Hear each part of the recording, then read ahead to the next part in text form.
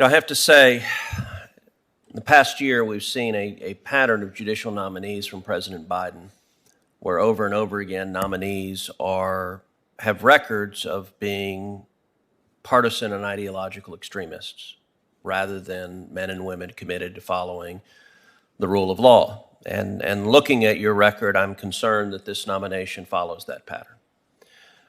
You have had predictably knee-jerk left-wing views on the Second Amendment, on immigration, on the death penalty, on crime.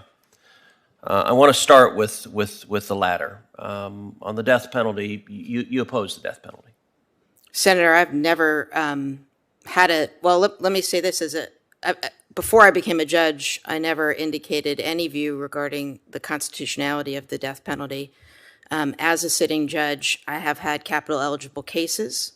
There were not seeks of death in those cases. I was fully prepared to apply the law in those cases, and the death penalty is constitutional. I would apply any Supreme Court and Second Circuit precedent. But you've spent, 10 years as a federal judge? Have you imposed the death penalty in any case? I have never had, I've had cases that were death eligible, and the process involves the local office and Maine justice determining whether or not to seek the death penalty.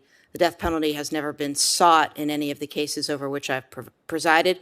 That process takes time, so I have presided over cases that were death eligible. We've got limited time, so you have not imposed the death penalty in any case you presided on, correct? It would have been unlawful for me to do so. That's correct. No case. So let me start with my initial question. You oppose the death penalty? Senator, I don't have a view that could be expressed, and I can. You don't have a view. You spent years litigating. Let's say you led an amicus brief in Bays versus Reese, trying to challenge the death penalty. You participated in a Supreme Court panel in 2007 discussing Bays, and you also discussed Kennedy versus Louisiana. That happens to be a case I know well. I argued Kennedy versus Louisiana.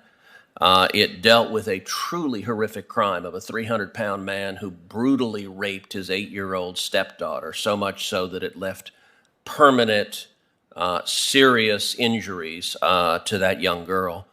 Your notes for the panel at the time said, but the actual question and issue has nothing to do with innocence.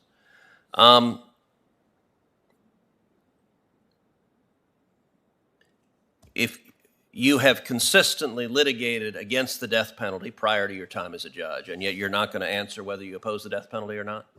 Senator, my personal views have nothing to do with my application. You didn't say, you said you didn't have a view. You may disagree that your personal views are relevant, but that's not the same thing as not having one. I mean, we're adults here. You oppose the death penalty. Senator, that's okay. That is a view people can have. Senator, I can assure you, in any death case before me, but you're not going to answer the question. But there's a difference. You can argue your personal views are irrelevant, but you're just refusing to tell them that. Well, let's shift to criminal justice generally. The Biden administration keeps nominating radicals when it comes to criminal justice. 2 of the senior officials of the Department of Justice are among the leading advocates for abolishing the police.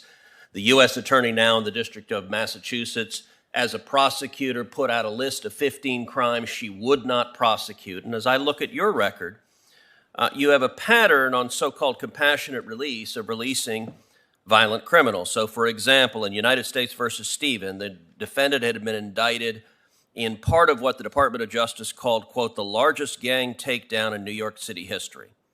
The defendant was one of 120 members of rival street gangs that were busted for racketeering, narcotics, firearms offenses.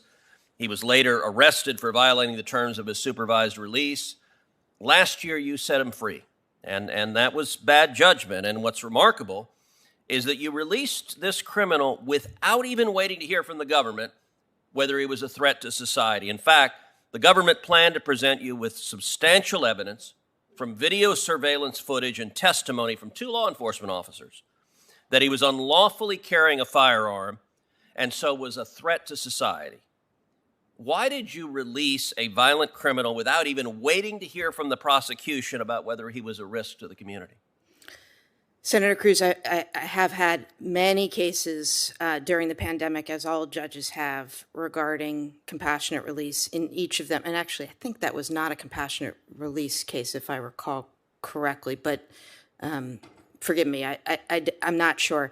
In each of those cases, I have analyzed the factors under First Step Act and 18 U.S.C. Section 3553A.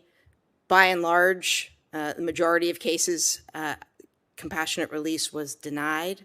Okay, let me try again because my time has expired. If you would answer the question I asked you, which is why did you release this violent criminal without even waiting to hear what the prosecution had to say about whether he was a threat to the community? Senator, I don't have a memory of that procedural posture. I have to say, my practice, of course, is to hear from both sides before issuing decisions, either in writing or orally. So as I sit here, I don't know what you're referencing. Thank you.